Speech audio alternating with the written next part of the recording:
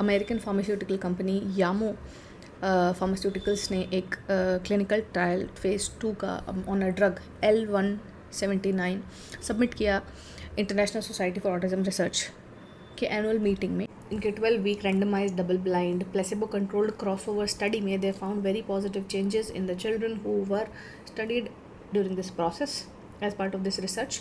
और उसमें उन्होंने देखा है कि significant improvement in बच्चों के social communication skills में and they were assessed over this period of 12 weeks with very positive improvements overall. ये ड्रग करती क्या है आइए जानते हैं। ये ड्रग बेसिकली आपके कैटेकोलोमीन्स यानी डोपामीन और नॉरएपिनेफ्रिन जो न्यूरो ट्रांसमीटर्स हैं इसको स्टिमुलेट करता है and that can increase motivational symptoms in children and social communication and behaviour challenges.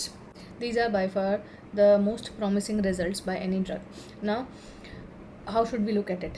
Obviously, जब तक मार्केट में ये मेडिसिन नहीं आता, we don't know how it is going to turn out. And also, with my own practice and clinical experience, it is addressing a certain aspect of autism जो कुछ बच्चों में significant हो सकता है.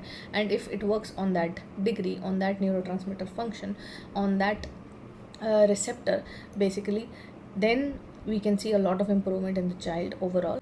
L179 is a tyrosine hydroxylase inhibitor और ये enzymes को सप्रेस करता है जो कि रेगुलेशन में हेल्प करते हैं डोपामीन और नॉरएपिनेफ्रिन के। These are neurotransmitters that help with a lot of the gut brain axis regulation और communication.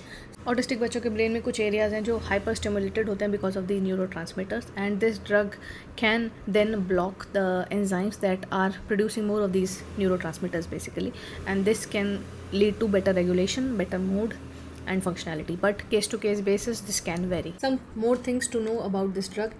L179 drug अभी भी under trial है and अभी भी available नहीं है, although FDA is backing it a lot.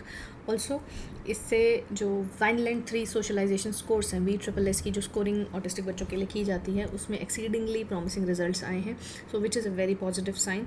And specifically ये डिज़ाइन की गई है ये medicine which is under experimentation to improve the core symptoms of autism, majorly social behavior and communication challenges. So we are expecting that with the introduction of this system it might just help a lot of our children come out of the plateaus or the regressions they face time to time.